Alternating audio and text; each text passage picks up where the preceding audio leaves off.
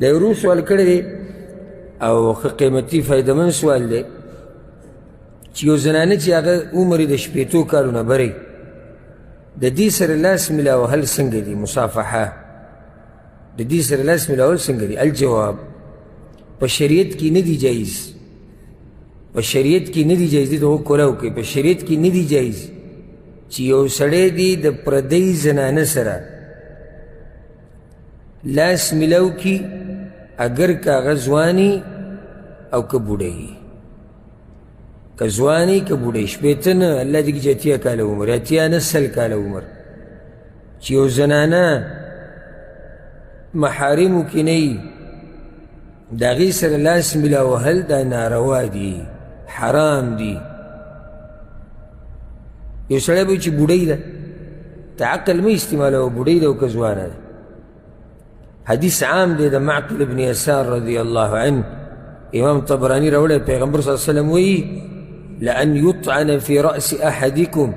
بمخيط من حديد خير له من أن يمس امرأة لا تحل له کتاسو کې د یو سړي سر له وسپنه راواچولی شي که نه وسپنه نو دا وله ښه ده د دې نه چې دی داسې زنانه سره لاس میلاو کړي چې هغه د ده لپاره نه یې حلاله نه یې جایز یعنې د دې نه وله دغه د وسپنې دا ګزار ښه دی نو دا حدیث عام دی من ان یمس امرأه ښځه او ښځه هغه که عمر ډېر دی او که عمر یې کم دی حدیث کې راځي چې پیغمبر صلی الله علیه وسلم چې کله بیعت کو د زنانو سره نو هغه بیعت یې په مصافحې سره کو لاس به میلاو په څه سره به یې کو په خبرو سره په کلام سره که هغې کې به زنانه داسې راله چې هغه به بوډۍ وه د هغې سره هم دغه طریقه کار و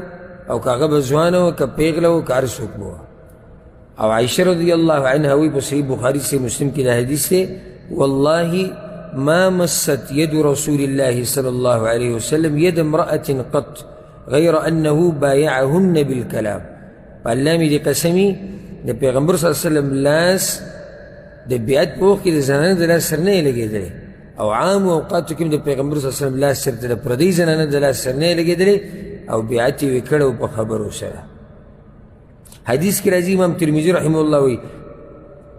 امام ترمذي رحمه الله راوړی د پیغمبر صلی الله علیه وسلم نه انی لا اصافح النساء پیغمبر صلی الله علیه وسلم چې ګوره پردو زنانو سره لاس نه میلاوه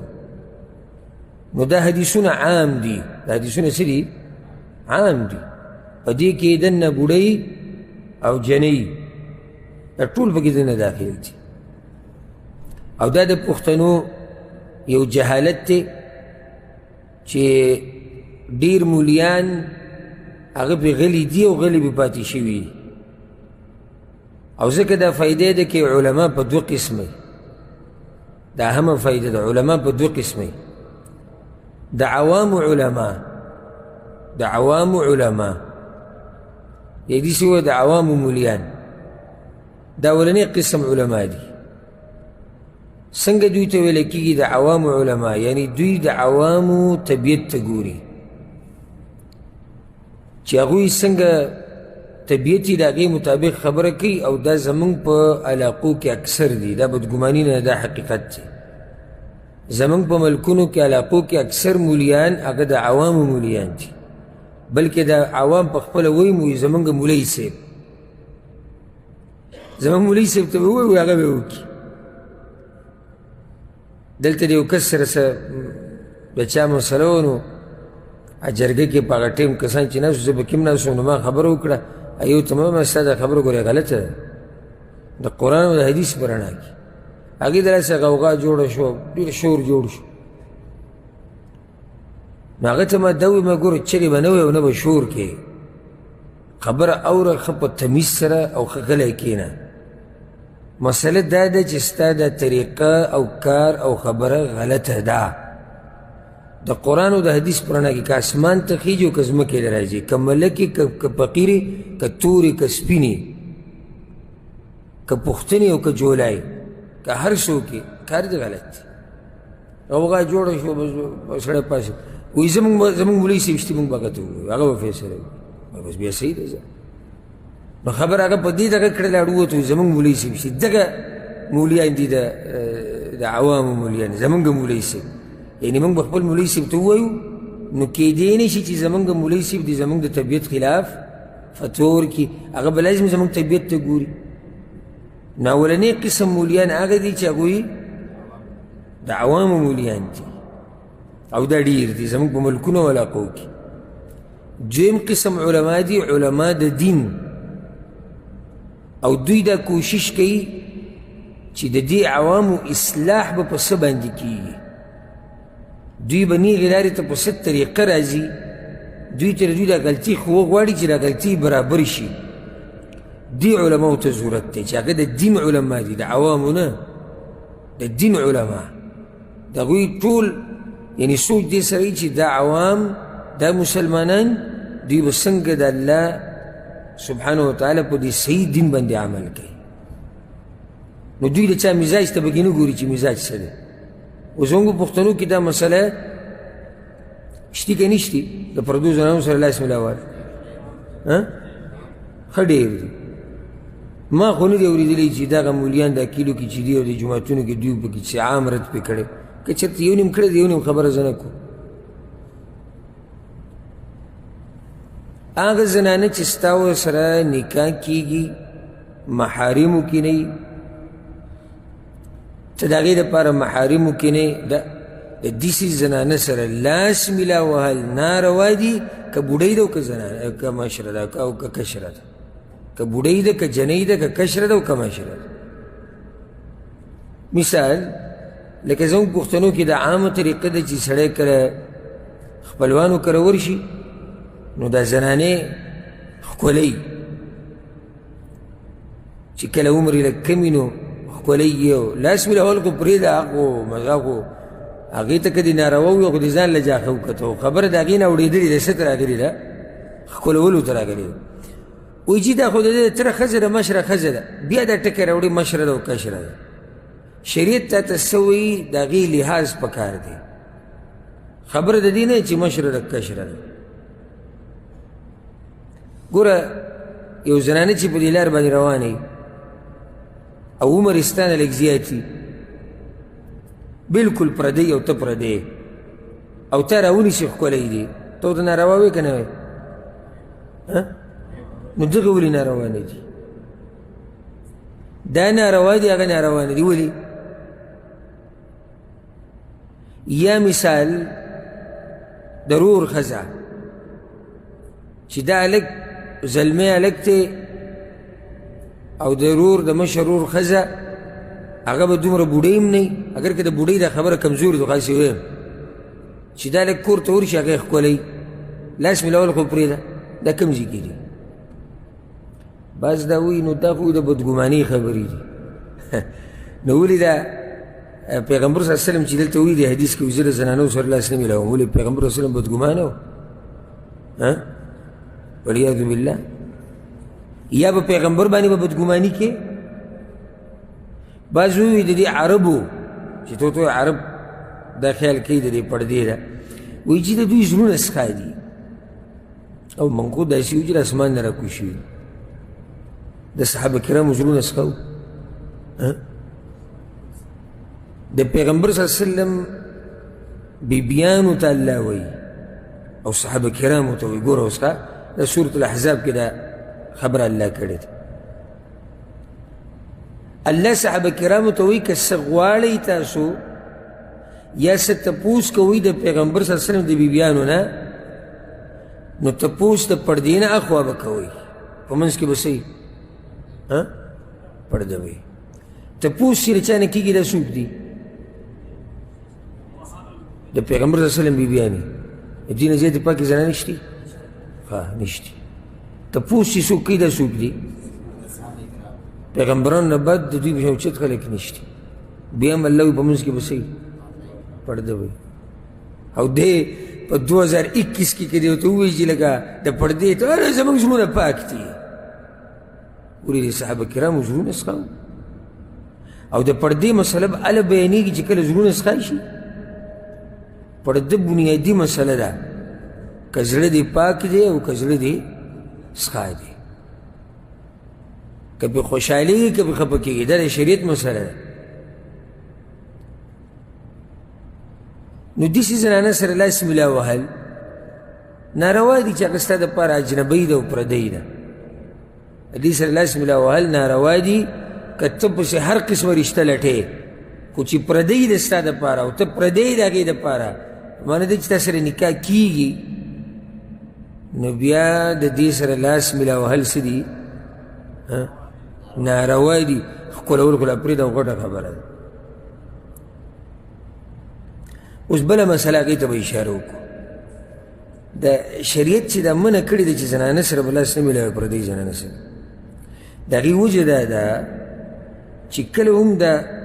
سرمن د نارینه د سرمن د زنانه سره ولګي د شهوت په حرکت کې راولي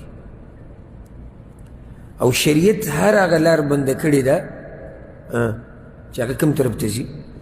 هغه حرام ته ځي وګوره په شریعت کې یو قاعده ده یاد یې کړئ ما ادى الى حرام فهو حرام کوم شی چې تا حرام ته رسوي هغه هم حرام دی معلوم دی کوم شی چې تا حرام ته رسوي هغه څه دی هغه هم حرام دی لکه پردۍ زنانه سره لاس ملا وهل تا څه ته رسوي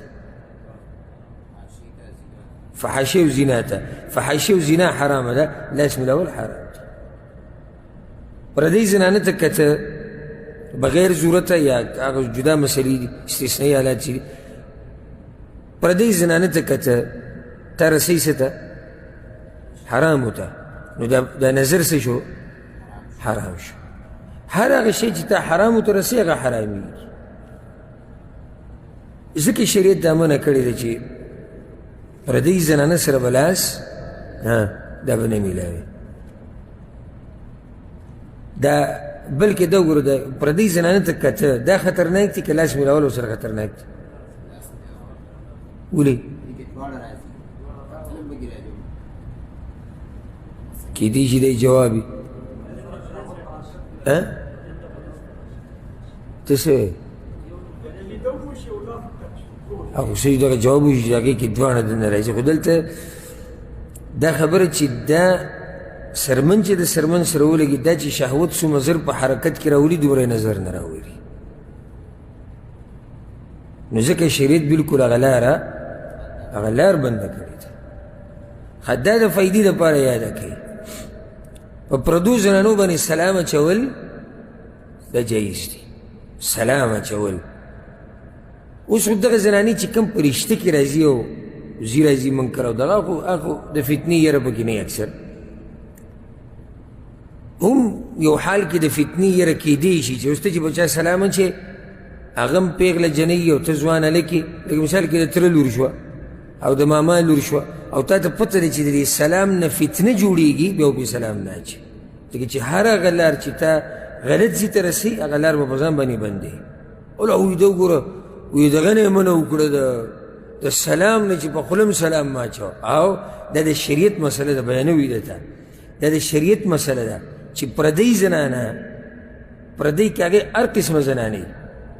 هغې سلام اچول جایز دي چې شرط دا دی چې کله تی فتنه نه جوړېږي او چې فتنه تی جوړېږي نو بیا به سلام په یو بل نه اچوي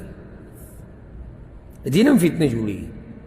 او په دې بعضو خبرو باندې موږ په زور سترګې پټې کړي دي یعنې د زنانه د اواز هم سړی ګډوډ کوي خصوصا چې هلک زلمی هلکي او بیا چې واده ماده نه وي او بیا په دې دور کې د فیسبوک او د ټویټر او د ټیک ټاک په دور کې او جنۍ پیغله جنۍ یي د دوی دا غږ هم د یو بل دپاره فتنه جوړېږي د دوی دا خبرې هم د یو بل دپاره فتنه جوړېږي ولې د هلکان د جنکو د اواز نه خوند نه اخلي اخلي تې د جنکۍ د هلک د اواز نه خوند نه اخلي اخلي تې خوند دلته چې فتنه جوړېږي د دې اواز نه نو بلکل د سلام اچول په کار نه دی دوی دپاره او چې فتنې یره پکې نه وي نو بیا په پردۍ زنانه باندې هم سلام اچولی شي او هغه زنانه چې ته محارمو کې نه په هغې سلام اچولی شي لکه دلیل پې دا دی حدیث کې راځي د اسماء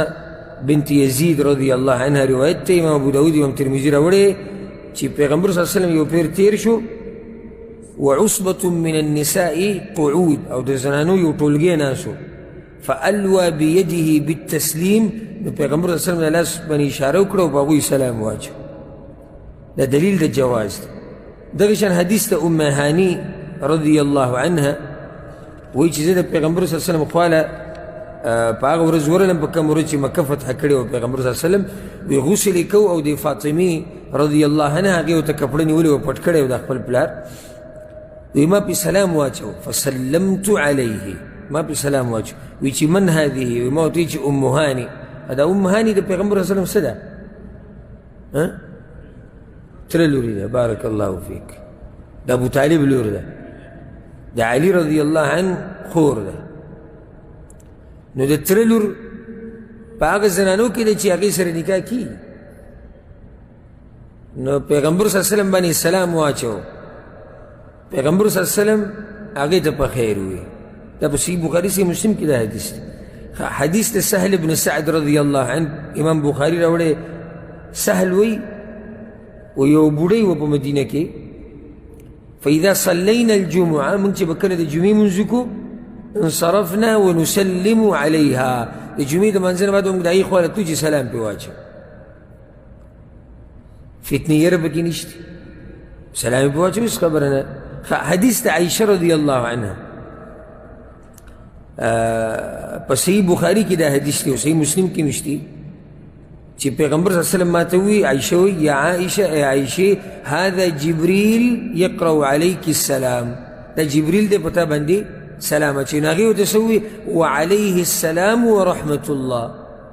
هغې بهم سلام واچولو سلام جواب یې ورکړو او جبریل علیه السلام به د سړي په شکل کې راتلو جبریل علیه السلام به د پیغمبر صلی الله علیه وسلم خواله چې راتلو اکثر به په کوم شکل کې و د سړي په شکل کې به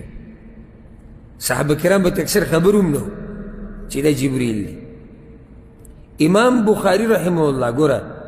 امام بخاري رحمه الله که اوس څوک وایي چې دا مسله تا د ځان نه راوویستې چې فتنه تې جوړېږي او که نه جوړېږي امام بخاري رحمه الله دا حدیث او د دې نه مخکې چې دا حدیث کم تېر شو د سهل دا دواړې راوړي دي او په دې باندې باب یې ښودی دی عنوان څه دی باب تسلیم الرجال على النساء والنساء على الرجال باب په بیان د دې مسله کې چې سړی په ښځه سلام اچوي او ښځه په سړي اچوي امام ابن حجر رحمه الله په شرحه کې څه وایي والمراد بجوازه او د امام بخاري مطلب دا دی چې دا جایز دی الا چې کله فتنه تې نه جوړېږي دا د امام ابن حجر خبره د امام بخاري باب دی چا تړلی مسله موږ نه ده راویستې نو دا د شریعت مسله ده چې فتنه تې جوړېږي سلام به نه اچوي فتنه تې نه جوړېږي بیا سلام اچولی شي والله اعلم خبره لږ اوږده شوه خو دې ته څه دې ته ضرورت و زموږ په معاشره کې دا مسله یعنې څه ووایم چې دې له ولې دا خلک اهتمام نه ورکوي او د شریعت په هر کار کې په هر حکم کې حکمت خیر پکې فایدې پکې د شرعي پرده په دې کې لویه فایده ده او چې چا شرعي پرده باندې عمل نه دی کړی نو راشه ډېر درته پکې وښیم چې هغوی ته څه څه مسلې په کورونو کې جوړې شوي دي